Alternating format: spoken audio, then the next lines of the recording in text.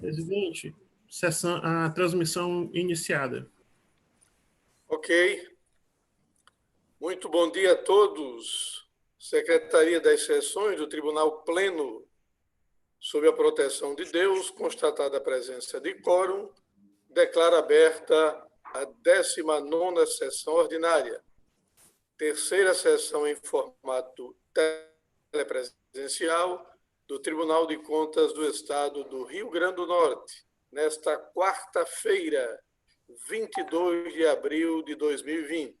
Expediente. A secretária para ler a ata da sessão anterior. Ata da 18ª sessão ordinária, segunda sessão em formato telepresencial, realizada em 16 de abril de 2020, quinta-feira, às 10h30, transmitida pelo YouTube através do canal TCE-RN Sessões ao Vivo, presidida pelo excelentíssimo senhor conselheiro Francisco Potiguar Cavalcante Júnior.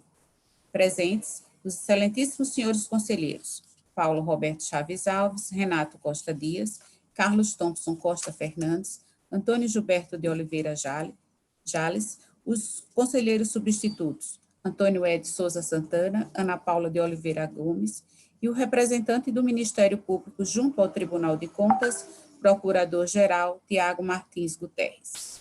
Ausências justificadas dos excelentíssimos senhores conselheiros Tarcísio Costa, Maria Adélia Salles e do conselheiro substituto Marco Antônio de Moraes Rego Montenegro. Registradas presenças virtuais dos seguintes servidores: assessores de gabinetes: Kleber James Teixeira Cadó, Adriano Gugel Umbelino, Raquel Madureira de Almeida, Daniel Melo de Lacerda, Andréa da Silveira Rodrigues, Mirley de Almeida Oliveira, pela Diretoria de Informática, Vinícius José Miranda Toscano de Brito e Rutênio Sampaio da Páscoa. Da Comunicação Social, Vitor Márcio Bruno Vidal. Secretaria das Sessões, Tereza Cristina Rocha do Nascimento e Luciana Coutinho Oliveira, e demais servidores. Iniciados os trabalhos da sessão, foram lidas as atas da 10ª sessão ordinária e da primeira sessão extraordinária em formato telepresencial de 2020, que, colocadas em votação, foram aprovadas à unanimidade. Ordem administrativa. O excelentíssimo senhor conselheiro presidente justificou as ausências dos excelentíssimos senhores conselheiros Tarcísio Costa, através do memorando 12 de 2020, da conselheira Adélia, através de despacho ao memorando 276-2020, e do conselheiro substituto Marco Antônio de Moraes Rego Montenegro, através de atestado médico. 2. Convocou os excelentíssimos senhores conselheiros substitutos Antônio Ed Souza Santana e Ana Paula de Oliveira Gomes. 3. Apresentou relatório de sua participação na reunião telepresencial do CNPTC, o Conselho Nacional dos Presidentes dos Tribunais de Contas, que resultou: a. Na orientação dos tribunais sobre a fiscalização dos recursos destinados à saúde e análise das contratações emergenciais. B. Na formação de comissão especiais para discussão e padronização de entendimentos sobre alguns temas específicos. C. No envio de questionário aos jurisdicionados. E D. Na emissão de nota de apoio à Câmara dos Deputados pela aprovação da PLP 149/2019, na íntegra em vídeo anexo 1. A palavra foi concedida ao excelentíssimo senhor conselheiro Antônio Gilberto de Oliveira Jales, que, parabenizou o excelentíssimo senhor conselheiro presidente pela reunião do CNPTC. 2. Informou que foram solicitadas as cartilhas e as normas técnicas produzidas pelo TCE-RN, de modo a subsidiar os outros TCs. 3. Registrou a data natalícia do conselheiro Thiers Montebello, presidente do TCM do Rio de Janeiro. 4. registrou que o excelentíssimo senhor conselheiro substituto Antônio Ed Souza Santana vai participar de uma live sobre as contratações no período de pandemia.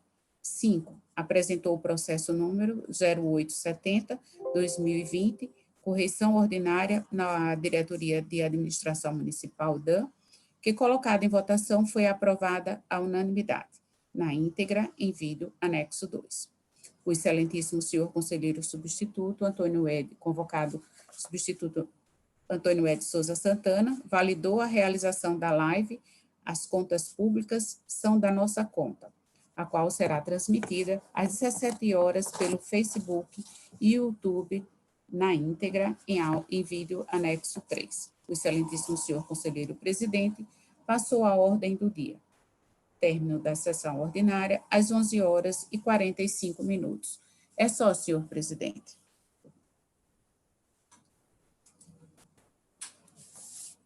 Agradecendo a secretária Tereza, coloco a ata em discussão. Não havendo nenhuma proposição de emenda ou alteração, considero a mesma aprovada. Ordem administrativa. Na ordem administrativa, justifica as ausências dos conselheiros Tarcísio Costa, memorando 12/2020, e da conselheira Maria Adélia Salles, através do despacho ao mesmo 276/2020. Para a composição da mesa, fica convocada a conselheira substituta Ana Paula de Oliveira Gomes, que ocupará o lugar do conselheiro Tarcísio Costa, e o conselheiro substituto Antônio Ed, que ocupará o lugar da conselheira Maria Adélia Salles. Ainda na ordem administrativa, comunico ao plenário que o conselheiro Paulo Roberto deu entrada no pedido de licença médica em decorrência de um acidente que sofreu no dia de ontem, mas está passando bem. Tranquilizo a todos que estiverem acompanhando esta sessão. A palavra continua facultada na ordem administrativa. Peço a palavra, presidente. Conceda a palavra à conselheira Ana Paula.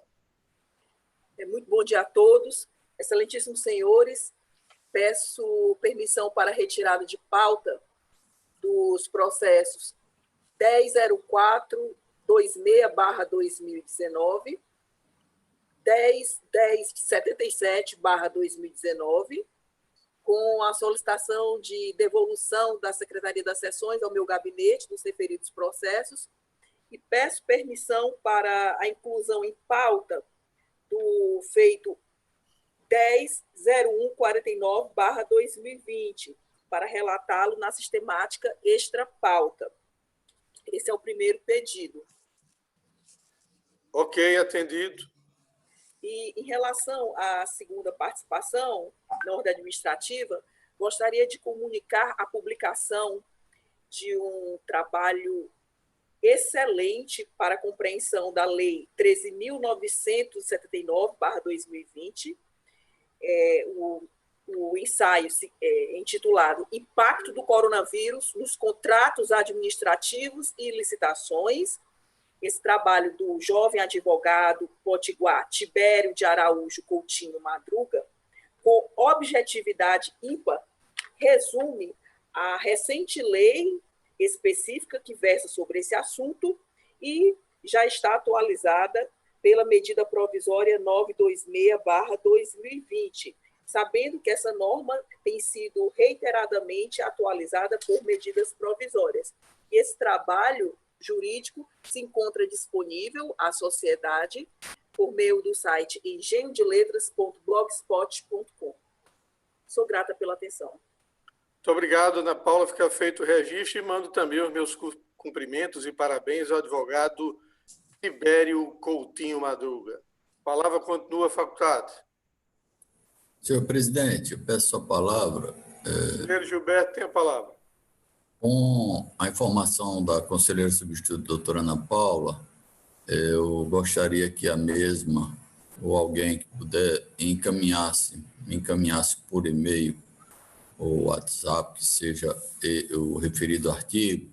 Nós estamos coordenando um grupo a nível do Conselho Nacional de Presidente do Tribunal de Contas, analisando exatamente isso, e a ideia do Conselho é que saiam, são 5 grupos, na realidade, tratando da emissão de pareceres ou notas técnicas a respeito exatamente dessa situação. Especificamente, nós estamos tratando o que diz respeito a pregões e a dificuldade dos pregões presenciais nesse momento, ou o que poderia ser feito nesse sentido. E como todo artigo referente a isso vai ser analisado, eu gostaria que fosse caminhado, então, para análise desse grupo, que é um grupo multidisciplinar e composto por técnicos, auditores de vários tribunais de contas. Agradeço. Palavra com a tua faculdade. Excelentíssimo senhor presidente, excelentíssimo senhor conselheiro Gilberto, eu já estou baixando aqui o texto para mandar o ensaio no grupo de conselheiros. Ok. Palavra com a tua faculdade. Se mais nenhum dos senhores conselheiros, conselheiro substituto ou procurador desejam fazer uso da palavra, passo à ordem do dia. Na ordem do dia tem a palavra a conselheira substituta Ana Paula. Muita paz, excelentíssimos senhores, nada tenho a relatar em substituição legal. Só teria a relatar ao término da sessão, na condição de conselheira substituta. Assim sendo, grata pela atenção e até daqui a pouco. Ok. Agradecendo a conselheira substituta Ana Paula, passo a palavra ao conselheiro Renato Dias. Senhor presidente, senhores conselheiros, senhora conselheira Ana Paula, senhor procurador-geral, senhor conselheiro substituto Antônio Hélio, assessores, funcionários da casa e todos aqueles que estão assistindo à presente sessão telepresencial. Tenho a relatar, senhor presidente, 4 processos, sendo que o primeiro deles é o 10.040/2018, TCE, interessado Maura Cândido de Araújo, assunto contratação por prazo determinado. Relatório. Trata o presente processo de apreciação da admissão de contratação por prazo determinado de Maura Cândido de Araújo para a função temporária de enfermeira do quadro da Secretaria de Estado da Saúde Pública do Rio Grande do Norte, CESAP-RN. Em análise da documentação apresentada, o Corpo Técnico, por meio da informação do DAP, pugnou pelo reconhecimento do prejuízo do exame de mérito da matéria por perda de objeto nos termos do artigo 312, parágrafo 4º do Regimento Interno do Tribunal de Contas do Estado, aprovado pela Resolução 09/2012, TCE-RN, devido à inatividade do vínculo contratual do servidor temporário, conforme informação extraída do SIG-DUC. Em ato conjunto da APPG, o Corpo Instrutivo do Ministério Público Especial ratifica a informação da DAP. Fundamentação. Compulsão de documentos apostados aos autos, extrai-se que se trata de ato de admissão de servidor desligado do cargo que resultou da inatividade do vínculo contratual do servidor temporário, conforme presente na informação DAP, em que tal fato por si só causa a perda do objeto, prejudicando o exame da matéria, nos termos do artigo 312, parágrafo 4 do Regimento Interno do TCE, que diz o seguinte, abre aspas, o tribunal poderá considerar prejudicado por perda de objeto o exame dos atos de admissão e concessão cujos efeitos financeiros tenham se exaurido antes de sua apreciação, sem prejuízo de outras providências cabíveis. Fecha aspas. Sendo assim comprovada a inexistência de vínculo à apreciação da legalidade para fim de registro por esta Corte de Contas, com relação à admissão em análise, esta prejudicada por pagamento de perda de objeto,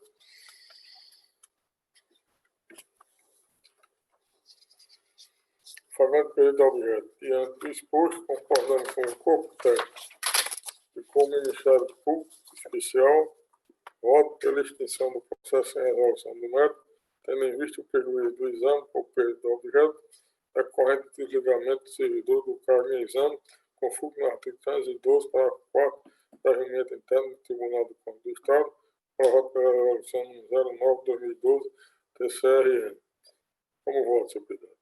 Os outros 3 processos inseridos especificados na pauta de julgamento do processo de minha relatoria, que foi publicado no Diário Eletrônico dessa Corte de Contas, trata da mesma matéria anteriormente relatada, o prejuízo do exame em razão do julgamento do cargo, razão pela qual, com base no artigo 188 do Regimento Interno dessa Corte de Contas, voto no mesmo sentido, dispensa a leitura individual do ministro. É só, senhor presidente.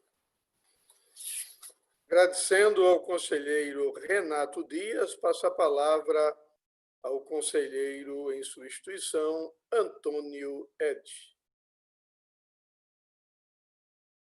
Muito bom dia a todos.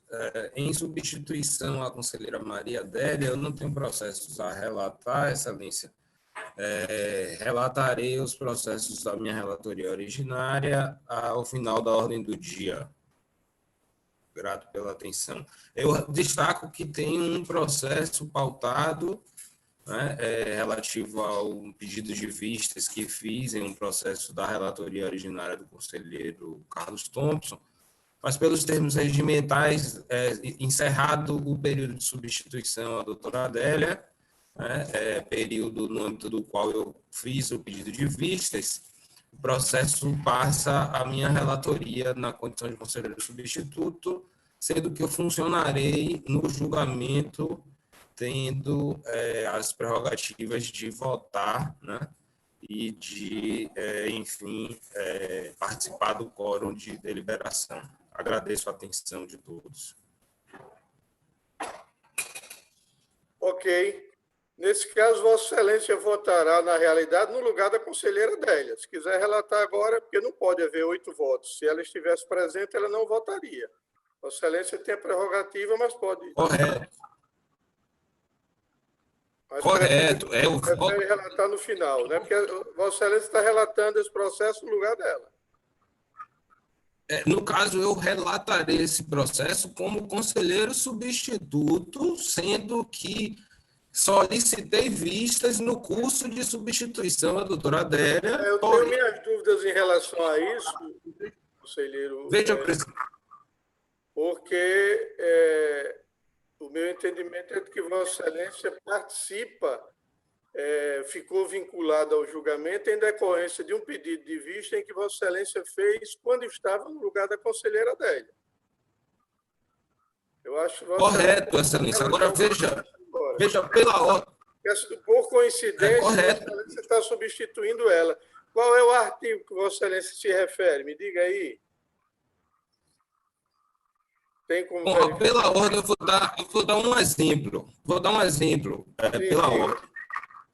Caso a doutora Adélia estivesse hoje participando da sessão, eu teria incluído este processo de volta para julgamento na sessão de hoje. Doutora Adélia, na ordem do dia, relataria os processos da relatoria originária dela e, na minha vez de relatar, na ordem do dia, como conselheiro substituto, eu relataria este processo na minha ordem do dia, sendo que neste julgamento específico, doutora Adélia não votaria e votaria, no caso, quem votaria seria eu em substituição, né, no caso, como relator do processo, em razão de cessado o período de substituição vinculado ao processo, estou em razão das previsões regimentais, né?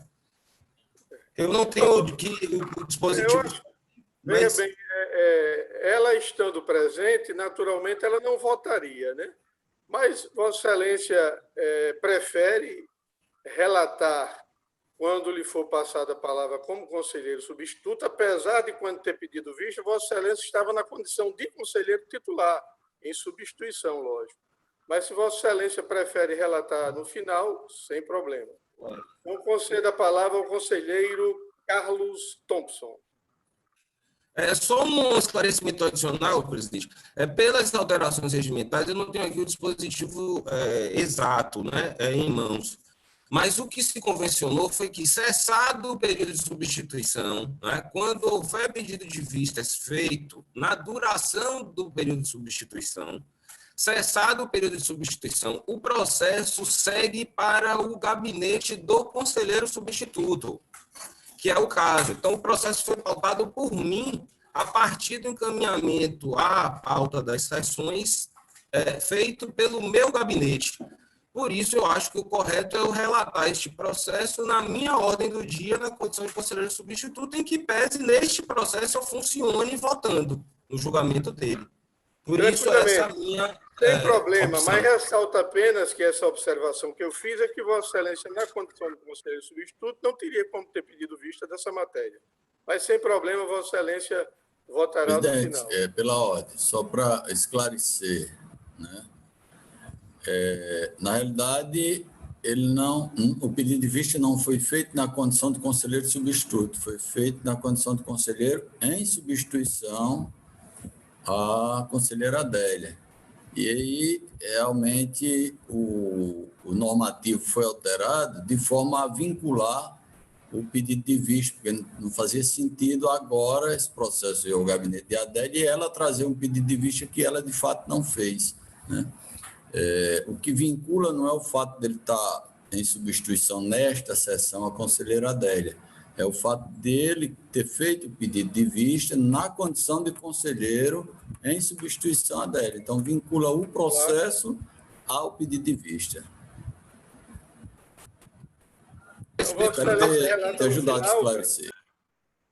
Tecnicamente, pelas nossas novas normas regimentais, eu relataria esse processo na condição de conselheiro em substituição legal, independentemente de, nesta sessão, eu estar eventualmente... Tudo bem, você agora, Vossa Excelência agora falou, relatará como conselheiro em substituição legal, que é o caso agora. No final, Vossa Excelência vai relatar como conselheiro substituto, mas sem problemas. Prefere relatar no final.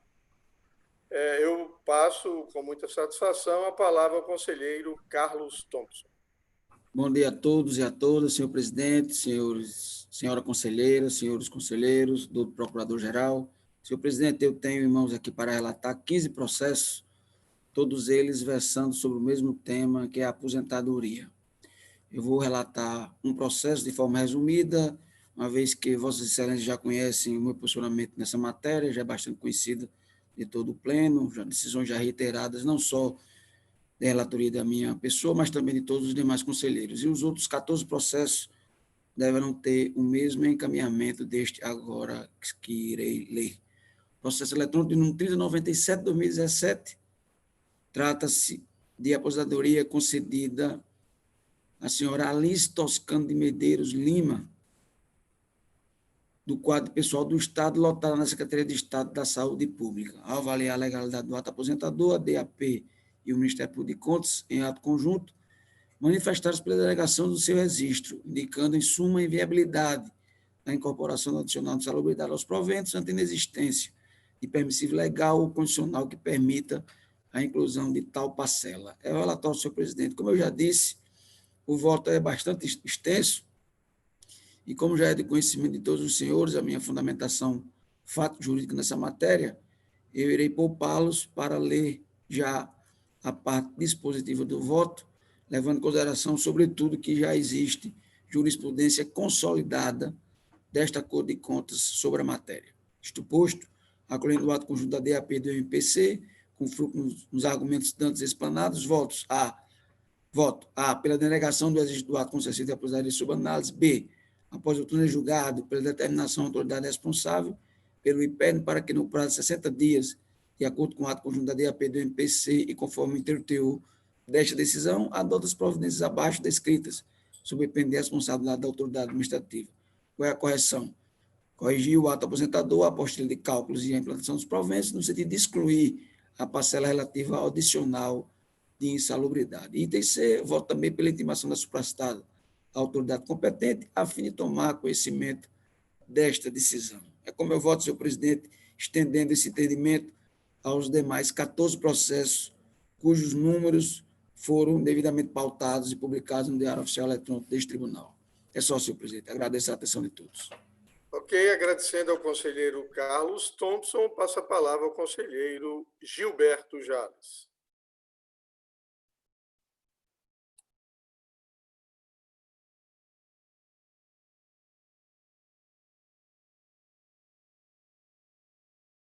Conselheiro Gilberto está com o microfone desligado. Olha, nossa.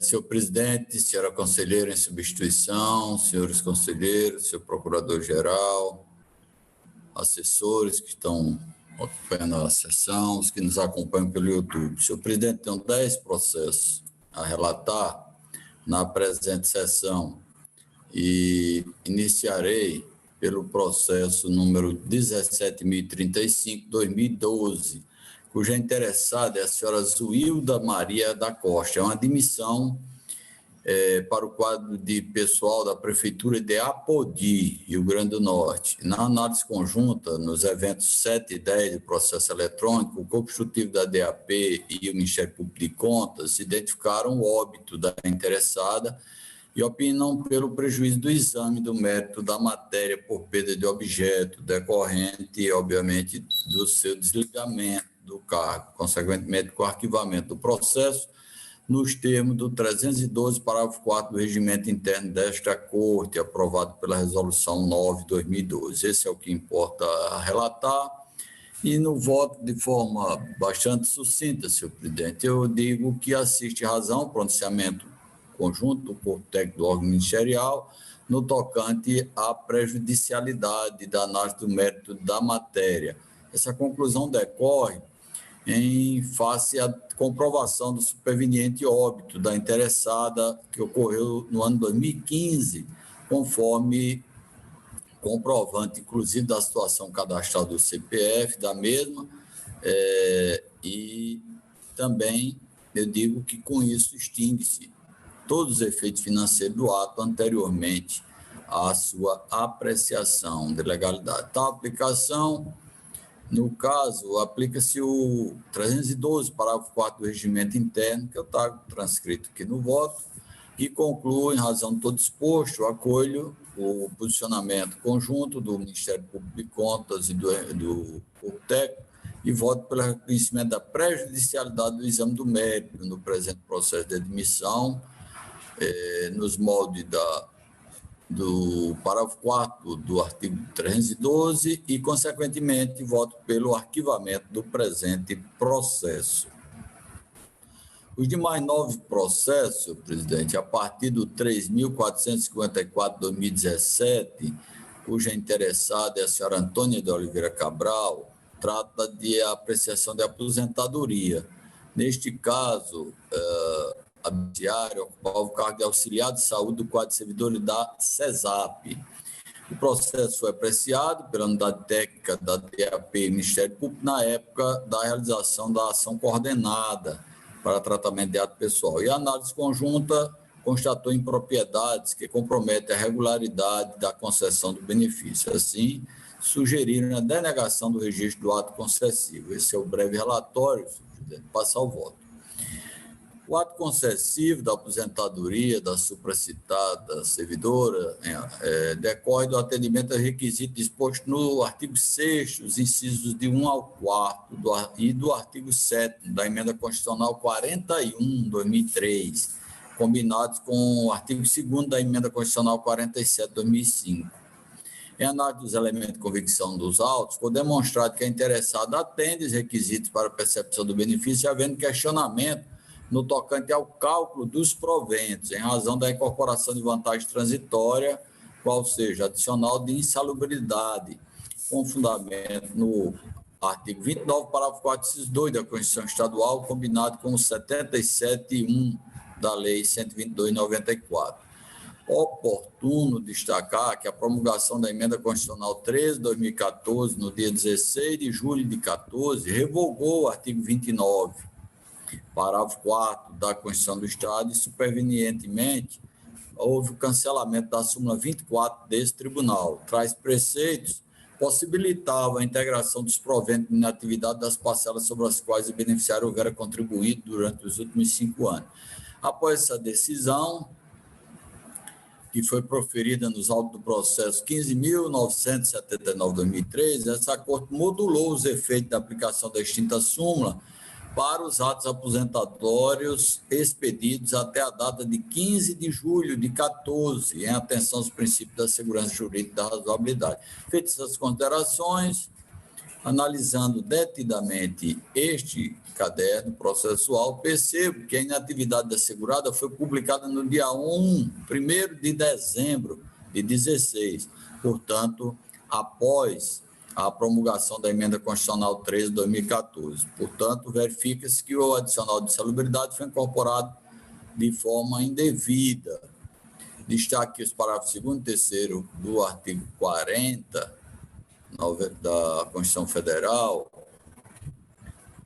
com a redação dada pelas emendas 20, 98 e 41 de 2003, vedam expressamente a incorporação aos cálculos provendo de qualquer parcela excedente da remuneração do cargo efetivo que compreende o vencimento e as vantagens permanentes. E aí eu trago, transcrito no voto, né, e digo que não há como enxergar amparo ao artigo 29, parágrafo 4 da Constituição Estadual, com a redação conferida pela emenda 16 de 2015, vigente entre o dia 22 de outubro de 15 e o dia 17 de outubro de 19, dada a publicação da Emenda Constitucional 18 de 2019, segundo a qual, para cálculo dos proventos de aposentadoria por ocasião da concessão, serão consideradas como base as contribuições de servidores do regime de previdência que trata esse artigo. Por que isso? Conformidade com o entendimento fixado nesse pleno, 294 de 2018, no processo de relatoria do conselheiro Carlos Thompson, tal preceito se aplica somente aos proventos nos quais incide a média aritmética das maiores remunerações do servidor, não sendo este o enquadramento da parte interessada no presente caso concreto, vez que a aposentadoria tem como base, repita-se, uma das regras constitucionais de transição. Ressalto ainda por oportuno que a emenda 18 de 2019 alterou os termos do referido dispositivo legal, adequando seu texto aos ditames estabelecidos pela Constituição Federal. À vista de todo exposto, necessário se faz modificar o ato concessivo e a apostila de cálculo da implantação dos valores para fim da exclusão da aludida vantagem. Diante disso, forçoso reconhecer a impossibilidade de registro do ato concessivo, como também a necessidade de adoções de providências hábeis à regularização da situação irregular, dentro da competência saneadora que assiste esse tribunal. E aí eu trago, senhor presidente, também a questão do artigo 101 da Lei Complementar 464, que dispõe do caso de recusa de registro, da concessão, da determinação de correção, e digo que o parágrafo único do artigo 101 também, ele prevê a responsabilização de quem deixar de adotar as medidas regularizadoras determinadas por esse tribunal. Então, nesse caso, a fim de conferir coercibilidade à decisão ora tomada, desse órgão de controle, a autorização para imposição de multa diária, caso não seja observado o prazo aqui estabelecido. Então, concluo, senhor presidente, em razão de todo exposto, eu acolho os termos da manifestação do corpo técnico e do Ministério Público, junto ao tribunal, e com base no 71.3 da Constituição Federal, 53, inciso 3 da Constituição Estadual, e no artigo 95.1 da Lei Complementar 464/12, voto nos seguintes termos. Primeiro, pela denegação do registro do ato concessivo de aposentadoria e da despesa dele decorrente. Pela determinação ao órgão previdenciário responsável pela concessão do benefício para que em 90 dias, após o trânsito julgado dessa decisão, adote as correções necessárias à regularização do ato concessivo e o cálculo dos proventos. E, por fim, em caso de descumprimento, já voto pela responsabilização do gestor, desde já fixando multa de R$ 50,00 por dia que superar o interregno fixado no item B, ou seja, os 90 dias, com base no 110 da Lei Complementar 464/12, esse valor passivo de revisão e limitado ao teto previsto no artigo 323, inciso 2, a linha F do nosso regimento interno, a ser apurado eventualmente se houver amora. É o voto, senhor presidente. E eu já trago, senhor presidente, os casos similares do mesmo processo acima, que são os processos 3.343/17, cujo interessado é Luiz Gonzaga de Araújo, o 3.231/17, cuja interessada é Maria Margarida de Jesus da Silva Bezerra, o 3.145/17, cuja interessada é Altaniza Alves Pereira, o 393/2016, cuja interessada é Salete Batista de Lira, o 301/17, cuja interessada é Irene Soares do Nascimento, o 3.805/17, cuja interessada é Denira Fonseca Barbalho, o 3.792/17, cuja interessada é Tereza Márcia Galvão Guimarães, e o 3.274/17, cuja interessada é Maria do Carmo Ferreira. Portanto, senhor presidente, eram os processos que tinha a relatar na presente sessão. Agradeço. Agradecendo ao conselheiro Gilberto Jales, passo a palavra ao conselheiro substituto Antônio Ed. Muito bom dia, excelentíssimo senhor presidente, senhores conselheiros, conselheira em substituição, ilustres representantes do Ministério Público, minha saudação também a todos que nos assistem. Senhor presidente, inicialmente, eu acho importante, pela ordem, esclarecer, né, ainda em relação a essa questão da opção que fiz por relatar esse processo relativo ao pedido de vistas na minha ordem natural, aí na ordem do dia. Eu não estou conseguindo ouvi-lo. Os dispositivos regimentais, né, que se referem a essa discussão, se deve ao que diz o parágrafo 5º do artigo 37, com a redação dada pela Resolução 32 de 2018. O artigo 37, caput, diz que o conselheiro auditor que pedir vista de processo o terá pelo máximo de 2 sessões, sendo os autos concluídos ao relator até o dia antecedente à sessão de votação. O parágrafo 5º vai estabelecer que a reapresentação do processo caberá ao conselheiro ou auditor convocado que realizou o pedido de vistas, ainda que encerrado o período de substituição deste, observado o disposto no artigo 123-A. Já o artigo 123-A, também com a nova redação, estabelece que a apresentação de voto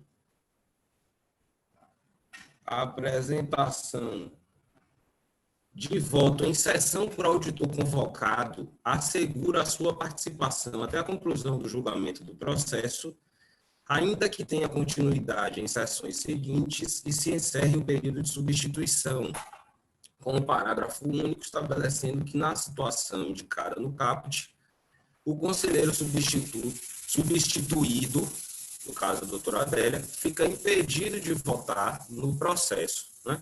Então, da leitura sistemática desses dispositivos, eu compreendo que o meu funcionamento neste julgamento de hoje, nestes autos, como relator do voto vista, independe da circunstância que ocorreu relativa à minha convocação para a substituição da doutora Adélia, em razão da ausência justificada dela nesta sessão.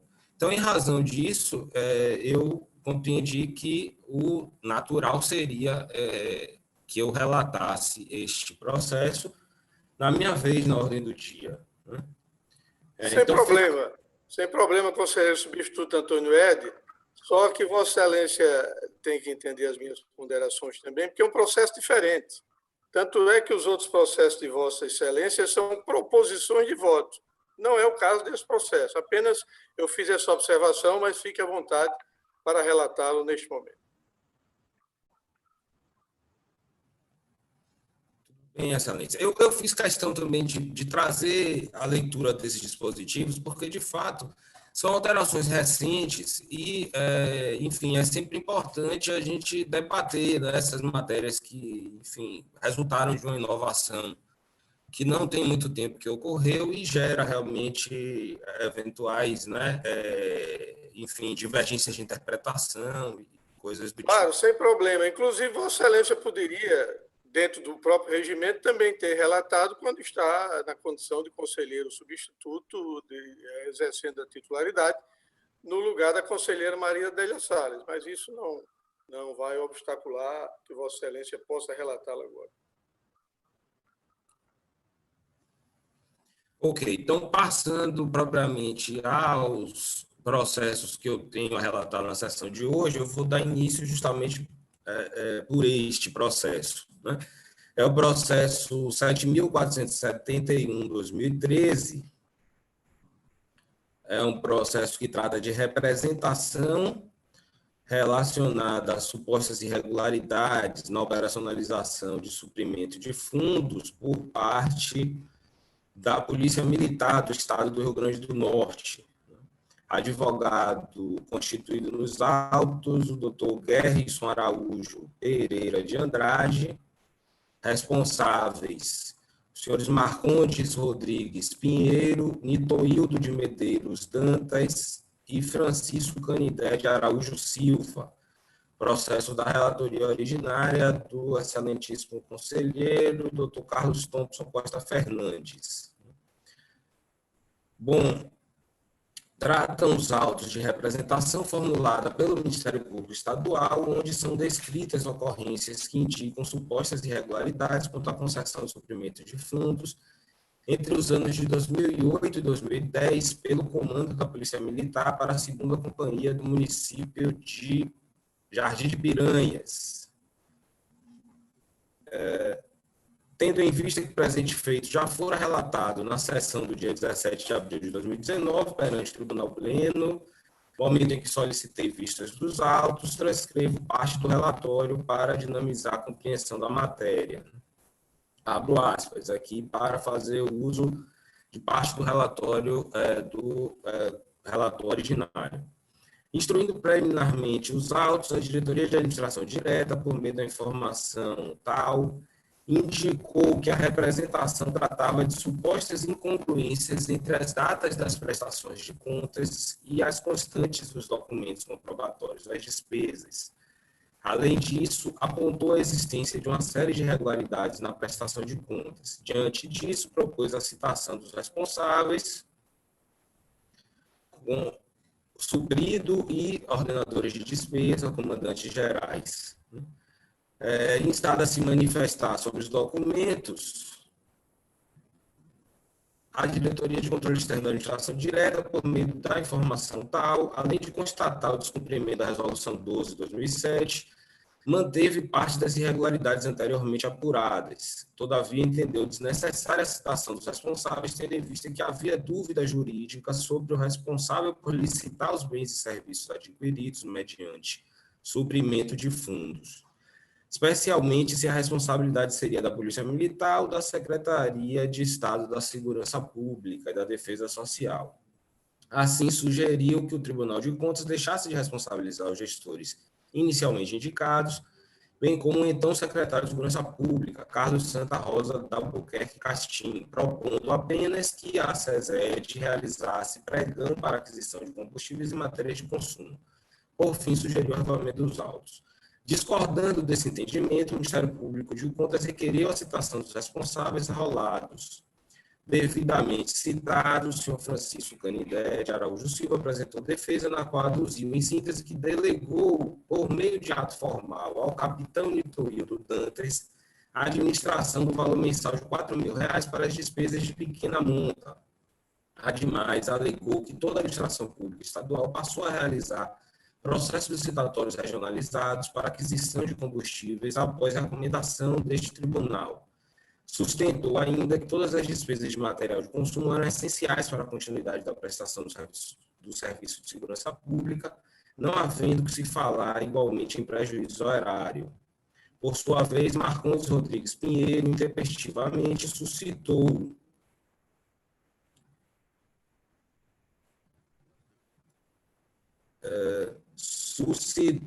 em sede preliminar a consumação da prescrição quinquenal.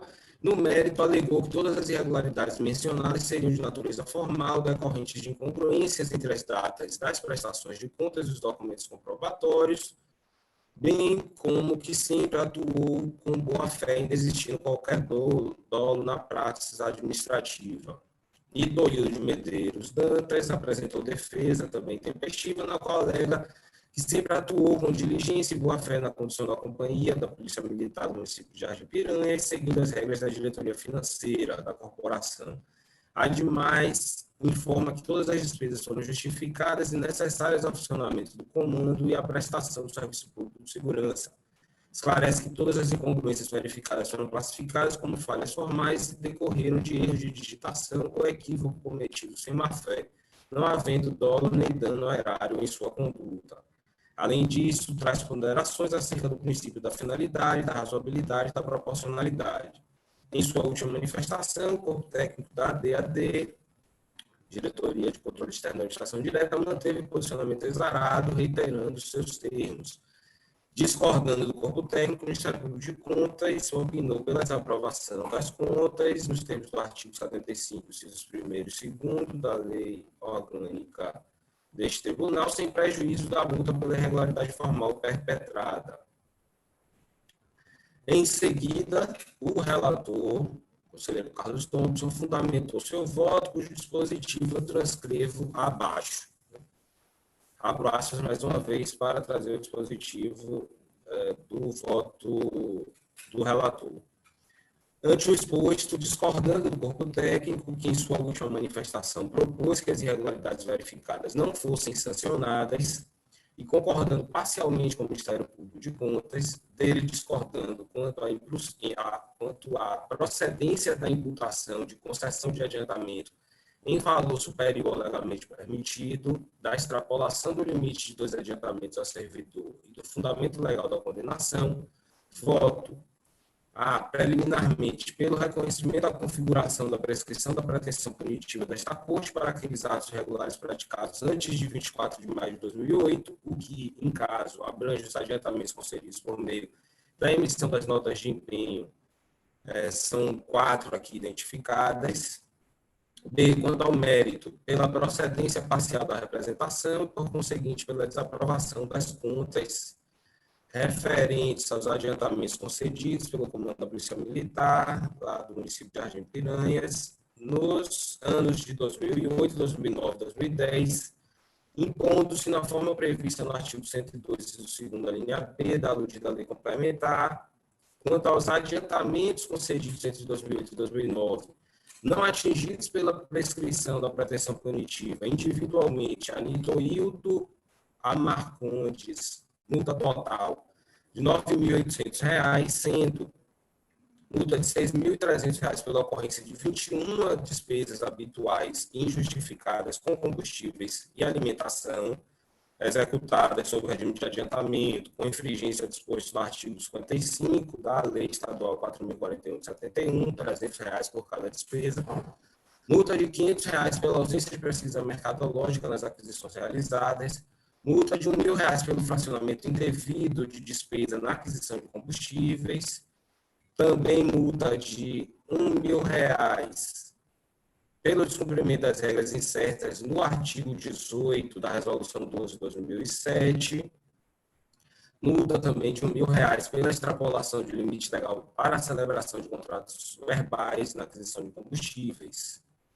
Já quanto aos adiantamentos concedidos em 2010, individualmente, a Nitoildo, suprido, e ao senhor Francisco Canindé de Araújo, comandante, multa total de R$ 3.400, sendo multa de R$ 900 pela ocorrência de 3 despesas habituais e justificadas com combustíveis e alimentação executadas sob o regime de adiantamento, infringindo também disposto ao mesmo dispositivo legal que eu já referenciei antes, sendo R$ 300 por cada despesa.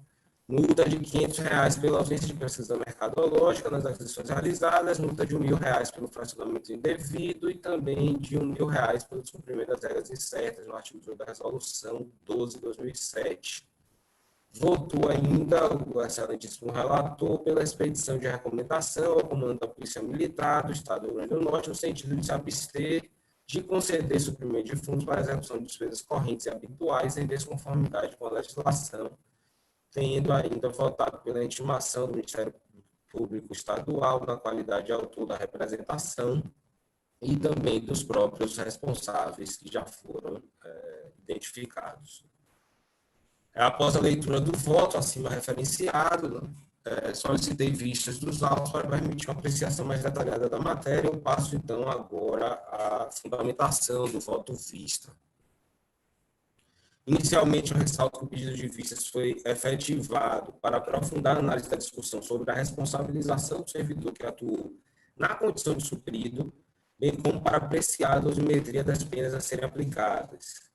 Registro de plena minha anuência com voto do relator quanto ao reconhecimento da matéria de ordem preliminar, a saber, o reconhecimento da prescrição da pretensão punitiva desta Corte para aqueles atos irregulares praticados antes de 24 de maio de 2008, o que, em caso, abrange os adiantamentos concedidos por meio da emissão das notas de empenho 2008 NE 75, 2008 NE 134, 2008 NE 392 e 2008 NE 426. Igualmente, conseguindo minha anuência com o relator, no sentido de não imputar qualquer sanção em virtude da não caracterização das seguintes falhas: concessão de adiantamento em valor superior ao legalmente permitido, extrapolação do limite de 2 adiantamentos a servidor e incongruência entre as datas das prestações de contas e as constantes dos documentos comprobatórios das despesas. Passo agora à análise do restante da matéria de mérito. Como se sabe, o Instituto de Suprimento de Fundos destina-se a despesas urgentes que não podem aguardar o processo formal de liquidação da despesa, como se depreende da leitura dos artigos 65 e 68 da Lei Federal 4.320 de 64. No âmbito do Estado do Rio Grande do Norte, houve a regulamentação do Instituto através da Lei 4.041 de 1971, sendo que o seu artigo 55 enumera as possibilidades para sua utilização. Quanto aos atos do suprido, as irregularidades descritas que ensejariam a aplicação de penalidade sob a ótica do relator estão descritas a seguir, sendo que foi proposta a responsabilização em solidariedade dos ordenadores de despesa que atuaram no exercício correspondente em cada caso. Aqui as imputações são existência de despesas correntes habituais e justificadas, executadas sob regime de adiantamento, infringindo o disposto no artigo 55 da Lei Estadual que já referenciamos, a ausência de pesquisa mercadológica nas aquisições realizadas, fracionamento indevido de despesa na aquisição de combustíveis, extrapolação do limite legal para a celebração de contratos verbais na aquisição de combustíveis, descumprimento das regras incertas no artigo 18 da Resolução 12 de 2007 nas prestações de contas. O relator asseverou que as despesas com alimentação e combustíveis para atendimento das necessidades da 2ª Companhia de Polícia Militar, lá do município de Jardim de Piranhas, não podem ser classificadas como extraordinárias e urgentes, sendo, na realidade, gastos correntes e habituais a atrair, portanto, a execução da despesa pelo regime ordinário, mediante prévia licitação. Não há como divergir do relator neste ponto, já que tais despesas são, de fato, de natureza habitual, de forma que a mera desorganização administrativa e falta de planejamento não podem servir como elementos de justificativa para se burlar a obrigatoriedade de licitação, sendo que as aquisições em tela não se enquadram nos permissivos legais de utilização do regime de adiantamento. Sendo, pois, a referida irregularidade relativa ao uso indevido do suprimento de fundos um fato incontroverso, entendo que o passo seguinte é a busca pela responsabilização daqueles que deram causa a tal situação irregular. Vislumbro, no caso em tela, que a concessão do suprimento de fundos foi feita justamente com a intenção de que o suprido utilizasse os recursos essencialmente para custear as despesas de alimentação e abastecimento dos veículos, já que quase a totalidade dos recursos tiveram essa destinação no período analisado.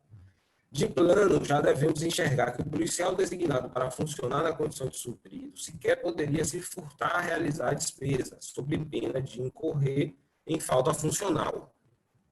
No caso, entendo que foi feita uma opção pela administração superior no sentido de operacionalizar o fornecimento de alimentos e o abastecimento das viaturas utilizadas pela Companhia de Polícia no município de Jardim de Piranhas, em regra, pela via do regime de adiantamento. Ora, se a desorganização administrativa e a falta de planejamento na aquisição dos gêneros e combustíveis tem origem na administração superior do órgão, no caso do Comando da Polícia do Estado, que deixou de realizar a licitação para tais itens habituais de consumo pelo jurisdicionado para toda a sua estrutura administrativa, imputar esta falha ao suprido, entendo eu, revela-se desarrazoado. Não cabe sequer ao suprido controlar se as despesas por suprimento, numa análise global do exercício, estariam violando o limite legal de dispensa de licitação. Nesse compasso, cito inclusive precedente do conselheiro Valério Mesquita, que ao proferir voto nos autos do processo 4056/2006, asseverou, abro aspas, no caso em análise, o adiantamento foi utilizado para aquisição de material de consumo para a Secretaria Estadual de Educação, Cultura e Desportos, o que, pela natureza da despesa, já se afasta de pronto o caráter de urgência da aquisição. Como se depreende, a suposta situação emergencial invocada é a decorrência da falta de planejamento do órgão, já que material de expediente é despesa absolutamente previsível a ser adquirida em conformidade com o princípio da licitação. Diante de tal fato, forçoso reconhecer que o suprimento de fundos foi utilizado em desconformidade com a finalidade legal. A considerar que o questionamento recai na motivação da concessão, a responsabilidade sobre o fato epígrafe deve ser imputada ao ordenador de despesa, excluindo-se a suprida, vez que esta atuou apenas no momento da execução, quando já autorizada a despesa. Fecho aspas. Não se ignora aqui a existência da súmula 20, editada por esta Corte, cujo enunciado dispõe que o ordenador da despesa responde solidariamente com o suprido pelas irregularidades que venham a ser perpetradas na execução do adiantamento. Entretanto, o que se vislumbra nesse caso é que a irregularidade não se deu propriamente na execução do adiantamento, mas em sua origem, ou seja, a irregularidade está intrinsecamente ligada à falta de planejamento e organização da administração central, que não viabilizou o procedimento adequado para o correto abastecimento das unidades administrativas espalhadas pelo interior do Estado, de forma que a responsabilidade não pode ser imputada, com a máxima vênia, aos subordinados hierarquicamente que funcionaram na condição de supridos. Acompanha o relator quanto à necessidade de responsabilização do ordenador das despesas, diante da utilização indevida do regime de adiantamento para as despesas em tela de caráter previsível habitual do órgão, afastando-se, sob a minha ótica, a responsabilização do suprido quanto a este ponto específico. Por outro lado, é relevante destacar que houve uma significativa redução das despesas com alimentos e combustíveis custeadas com suprimento de fundos em 2010, o que tem relação com a recomendação expedida por esta Corte ao Comando da Polícia Militar no âmbito do processo 718/97, apreciado pelo plenário em abril de 2010. Trago aqui o acordo 144/2010. Nestes autos, se tratou da aquisição, via suprimento de fundos, de gêneros alimentícios necessários ao funcionamento do destacamento policial de Caraúbas, ocasião em que o plenário, por unanimidade, julgou a matéria pela aprovação das contas com ressalvas, ante o valor irrisório das despesas, com a aplicação do princípio da razoabilidade, tendo sido expedida a recomendação ao Comando-Geral da Polícia Militar para que, doravante, cumprisse fielmente as disposições da Lei de Licitações e Contratos.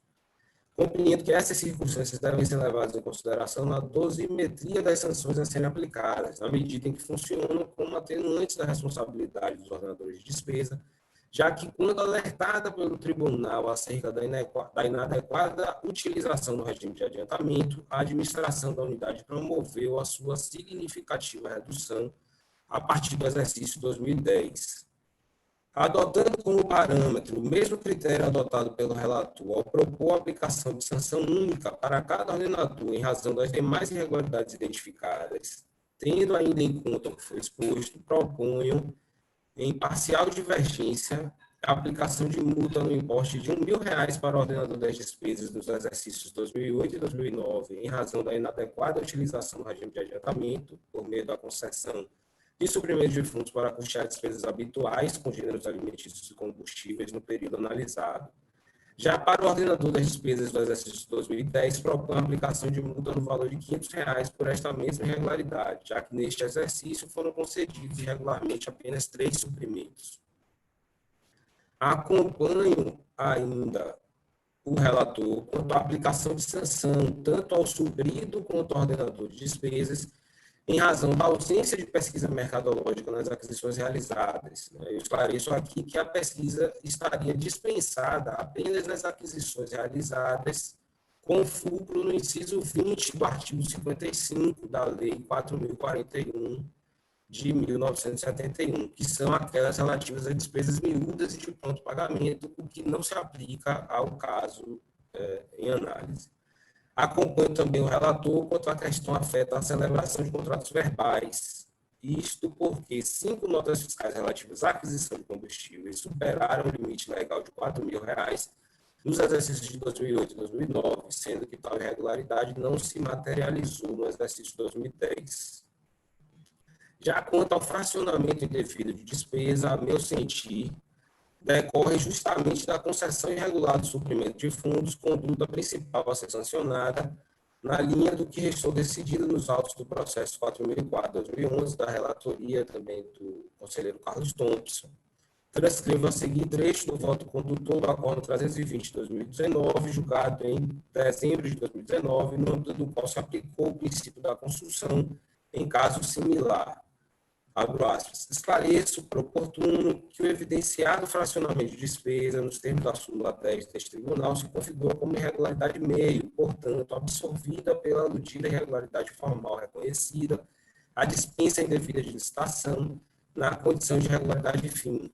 Assim, no caso dos autos, incide a normatividade do princípio da construção, que se harmoniza com o non bis in idem, não havendo que se falar em punição pelo fracionamento da despesa. Fecho aspas.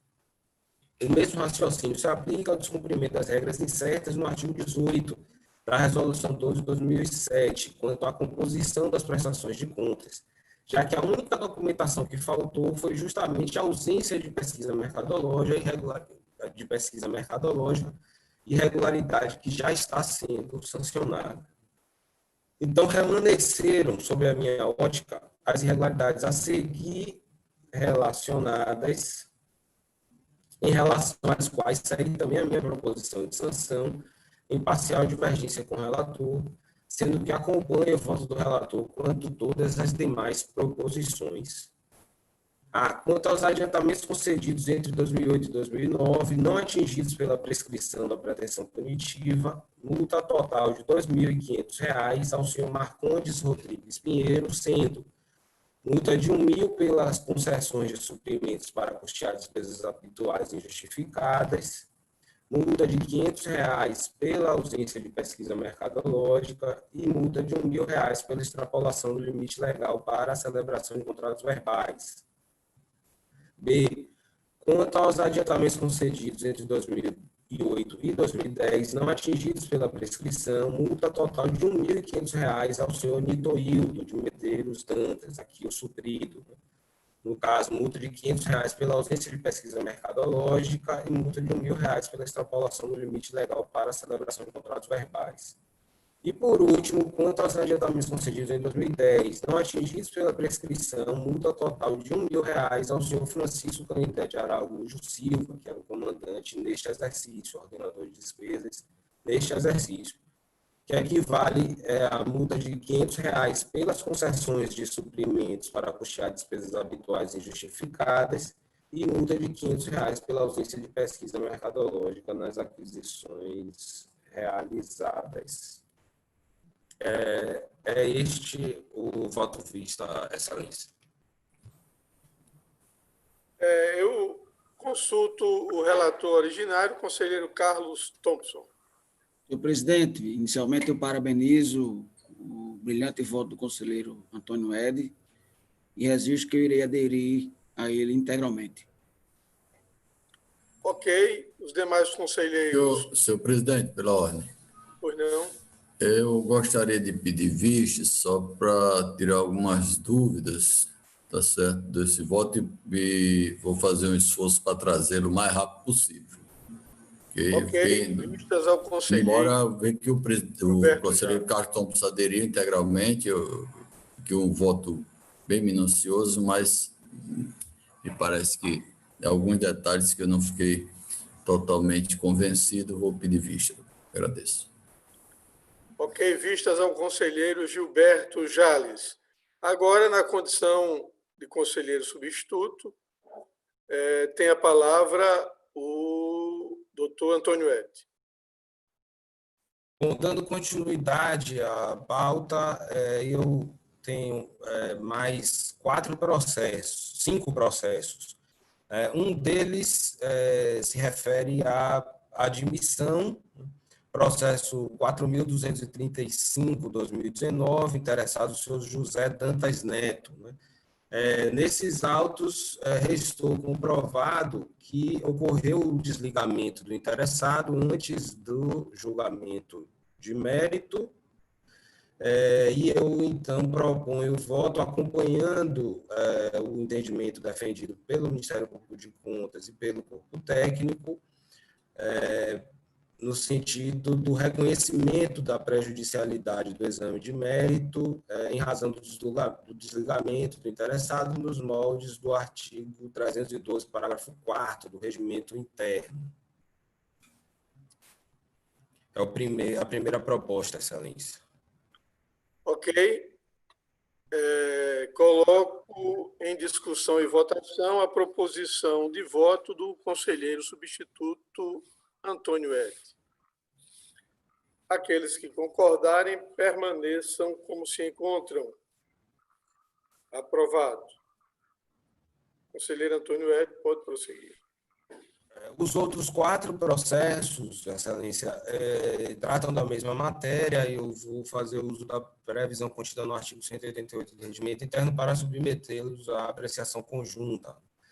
Todos os processos se referem a aposentadorias concedidas a servidores ocupantes de cargos da Secretaria de Saúde. Todos os atos foram concedidos entre 2017 e 2018. São aposentadorias voluntárias, sendo que houve a incorporação de vantagens de natureza transitória aos proventos de aposentadoria, no caso adicional de salubridade, adicional noturno, em 2 casos, e apenas adicional de salubridade em outros 2 casos. Eu vou pedir, venha para dispensar a leitura, a identificação do número dos processos, das partes interessadas, considerando que esses dados estão devidamente publicados na pauta da sessão de julgamento. E o meu voto enfim, acompanhando o entendimento uníssono aí deste tribunal pleno em casos similares, acompanhando também o entendimento defendido pelo corpo técnico e pelo Ministério Público de Contas. Vou dispensar também Suas Excelências da leitura de toda a fundamentação. Aqui nessa sessão mesmo de hoje, doutor Gilberto já na relatoria de processos idênticos, já expôs toda a fundamentação, o doutor Carlos Thompson também, se não me engano, relatou processos da mesma matéria. Eu referencio aqui na fundamentação, inclusive, os diversos precedentes da relatoria dos diversos conselheiros sobre o tema, para, ao final, então, passando já ao dispositivo, propor aos senhores conselheiros, alinhado ao posicionamento do corpo técnico do Ministério Público e à jurisprudência dominante, aqui também na fundamentação já referenciada, para propor o julgamento pela denegação de registro ao ato concessivo, em razão da incorporação dessas vantagens de natureza transitória de forma indevida, expedição de determinação ao órgão previdenciário responsável pela concessão dos benefícios para que, no prazo de 90 dias após o trânsito em julgado dessa decisão, adote as correções necessárias à retificação. No caso de descumprimento da decisão, imposição de multa diária no valor de R$ 50 por cada dia de descumprimento, a intimação do gestor do IPR, da parte interessada, a fim de tomar conhecimento da decisão, querendo apresentar um recurso cabível. Esclarecendo aqui, por fim, no dispositivo, que a denegação não enseja a suspensão do pagamento dos proventos, tão somente demanda a sua correção, consoante as determinações expostas anteriormente. São as últimas propostas de voto que eu tinha a trazer para julgamento na sessão de hoje, Excelência. Ok, coloco em discussão e votação as proposições de voto do conselheiro Antônio Ed. Aqueles que concordarem, permaneçam como se encontram. Aprovado. Agradecendo ao conselheiro substituto Antônio Ed, passo a palavra à conselheira substituta Ana Paula. Mais uma vez, muito bom dia a todos, excelentíssimos senhores. Tenho apenas um processo a relatar, o de número 10.0149/2020. Verso processo sobre a nomeação da senhora Maria Roberta de Alencar Oliveira, aprovada em concurso público para provimento efetivo do cargo de docente, integrante do quadro de servidores da Fundação Universidade do Estado do Rio Grande do Norte, FUERN. No evento 6, consta informação da Diretoria de Atos de Pessoal, sugere que seja reconhecida a regularidade do ato admissional e concedido o respectivo registro. Ato contínuo, em ato conjunto de APPG, o Ministério Público de Contas exarou manifestação favorável ao registro, ratificou o posicionamento da equipe científica. Motivação: exara o juízo positivo para presidir a instrução do feito, com base no artigo 27 caput da lei orgânica vigente. Vencida a etapa da competência, passa ao exame meritório propriamente dito. A interessada foi aprovada em concurso realizado em conformidade com o edital 1/2016 UERN para o cargo de docente, integrante do quadro de servidores da FUERN. Nos autos, a DAP sindicalizou conformidade a configurar cumprimento a preceitos constitucionais e legais concernentes à validade do que tange à acumulação regular de cargos públicos. Em síntese, pontuou: ademais, para averiguar evidências de acumulação indevida de cargos públicos, foram realizadas consultas no CAIDP, no CAIBI, no mês de competência 01/2020, as pesquisas não revelaram indícios de que a interessada seja titular de acúmulo irregular de cargos públicos, nem qualquer outra irregularidade com o pessoal. No evento 8, o MPC compreendeu pela ratificação do ato admissional, acolhendo a informação científica incerta no evento 6, assim quanto ao cumprimento dos requisitos para registro do ato admissional, depreendo sua viabilidade jurídica. Dispositivo, por todo o exposto, acolhendo o ato conjunto da unidade científica em regime de colaboração com o MPC, propõe o voto pelo registro do ato admissional nos termos do artigo 71.3 da Constituição da República, 53.3 da Constituição Potiguar e 95.1 da Lei Complementar Estadual 464/2012. Proponho ainda ampla divulgação do que for decidido pelo colegiado, é como propõe o voto neste único e último processo. Grata pela atenção. Coloco em discussão e votação a proposição de voto da conselheira substituta Ana Paula. Aqueles que concordarem, permaneçam como se encontram. Aprovado. Agradecendo a conselheira substituta Ana Paula e nada mais havendo a tratar, declaro encerrada a 19ª sessão ordinária. Terceira sessão em formato telepresencial do Tribunal de Contas do Estado do Rio Grande do Norte, convocando uma outra para amanhã, quinta-feira, 23 de abril de 2020, no horário regimental. Um grande abraço a todos e muito obrigado.